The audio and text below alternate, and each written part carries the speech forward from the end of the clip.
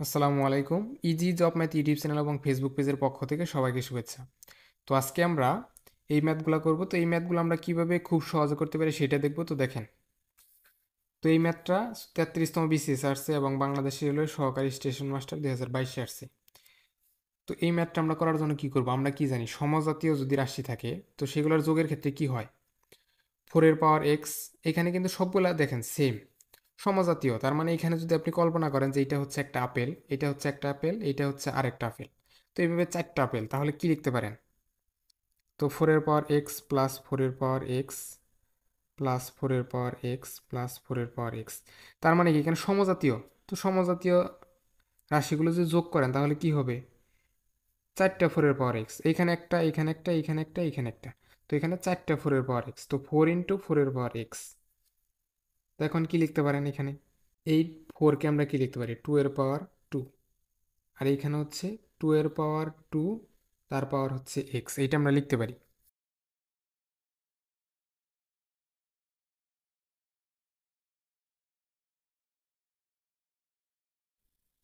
এইখানে বেস সমান, তাহলে আমরা কি করব? গুণাকার থাকলে কি হয়? পাওয়ারগুলো যোগ হয়। তো 2 এর পাওয়ার 2 প্লাস 2 এক্স, তো এইটাই হচ্ছে কি অ্যান্সার? এইটাই হচ্ছে অ্যান্সার। তো তারপর দেখেন, এইটা কি 13তম শিক্ষক নিবন্ধন পরীক্ষা আসছে। তো এখানে দেখেন আগের ম্যাথের মতো সেম। তো এইগুলো হচ্ছে সমজাতীয়। তো সমজাতীয় যদি থাকে তাহলে কি হয়? এইখানে একটা, এইখানে একটা, এইখানে একটা, এইখানে একটা, এইখানে একটা, তো মোট কয়টা আছে? পাঁচটা 5 এর পাওয়ার এক্স। তো 5 × 5 এর পাওয়ার এক্স, তো পাঁচটা 5 এর পাওয়ার এক্স। তো এখন কি লেখা যায় এখানে? এখানে 5 এর পাওয়ার কিছু নাই, মানে কি 1 আছে, আর এটা হচ্ছে 5 এর পাওয়ার এক্স। তো এখন যদি আমরা সূচকের ক্ষেত্রে কি জানি, গুণাকারে থাকলে পাওয়ারগুলো যোগ হয়, তাহলে কি 5 এর পাওয়ার 1 প্লাস এক্স।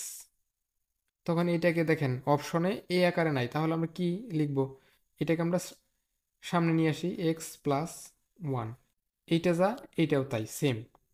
তো এই যে এইটাই হচ্ছে অ্যান্সার। তো তারপর দেখেন সেম ম্যাথ, এখানে কি তিনটা 3 এর পাওয়ার এক্স আছে, তাহলে কি লিখবো আমরা? 3 × 3 এর পাওয়ার এক্স, তার মানে কি তিনটা 3 এর পাওয়ার এক্স। তো এখন আমরা কি লিখতে পারি? 3 এর পাওয়ার কিছু নাই, মানে কি 1 আছে, তো 3 এর পাওয়ার 1 আর 3 এর পাওয়ার এক্স। এখন সূচকের ক্ষেত্রে কি হয়? গুণাকার থাকলে পাওয়ারগুলো যোগ হয়।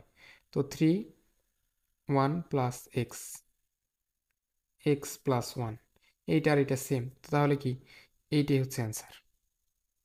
তো তারপর দেখেন আগের ম্যাথের মতোই সেম, এখানে সমজাতীয়। এখানে একটা 9 এর পাওয়ার এক্স, এইখানে একটা 9 এর পাওয়ার এক্স, এইখানে একটা 9 এর পাওয়ার এক্স, তো কয়টা হচ্ছে? তিনটা 9 এর পাওয়ার এক্স, তাহলে কি লিখতে পারি? 3 × 9 এর পাওয়ার এক্স, তার মানে কি তিনটা 9 এর পাওয়ার এক্স। তো এখন কত হচ্ছে? আমরা কি লিখতে পারি?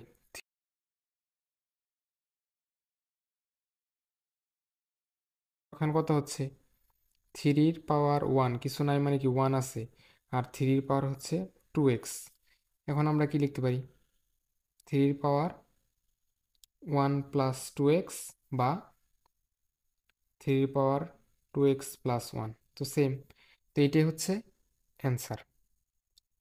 তো তারপর দেখেন 2 এর পাওয়ার 12 প্লাস 2 এর পাওয়ার 12 প্লাস 2 এর পাওয়ার 12, তার মানে কি এইখানে চারটা 2 এর পাওয়ার 12 আছে।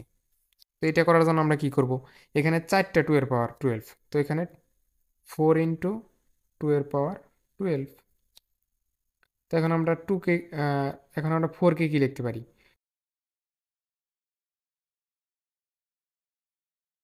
এখন গুণাকার থাকলে কি হয়? পাওয়ারগুলা যোগ হয়। তো 2 এর পাওয়ার 2 হচ্ছে 12, তো কত হচ্ছে?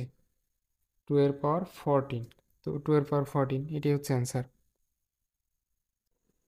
তো তারপর দেখেন সেম ম্যাথ, আগের ম্যাথের মতোই সেম, তাহলে কি এখানে চারটা 2 এর পাওয়ার 30 আছে। তো এখানে 4 × 2 এর পাওয়ার 30। তো এখন 4কে আমরা কি লিখতে পারি? 2 এর পাওয়ার হচ্ছে 2, আর 2 এর পাওয়ার হচ্ছে 30। তো এখন কি হয়? গুণাকার থাকলে পাওয়ারগুলো যোগ হয়। তো 2 এর পাওয়ার 2 প্লাস 30, তো কত হচ্ছে? 2 এর পাওয়ার 32, 2 এর পাওয়ার 32, এই যে এইটি হচ্ছে অ্যান্সার। তো তারপর দেখেন, এখানে দেখেন 5 এর পাওয়ার -3, এইভাবে কয়টা আছে? একটা, দুইটা, তিনটা, চারটা, পাঁচটা। তো 5 × 5 এর পাওয়ার-3, কারণ কি পাঁচটা 5 এর পাওয়ার-3 আছে। তো এখানে আমরা কি লিখতে পারি? 5 এর পাওয়ার হচ্ছে কিছু নাই, মানে কি 1 আছে, আর এখানে 5 এর পাওয়ার হচ্ছে -3। তো এখন গুণাকার থাকলে কি হয়, পাওয়ারগুলো যোগ হয়, তো 1 মাইনাস হচ্ছে 3, প্লাসে মাইনাস হচ্ছে মাইনাস, তাহলে কি 5 এর পাওয়ার হচ্ছে -2। তো 5 এর পাওয়ার -2, এটি হচ্ছে অ্যান্সার।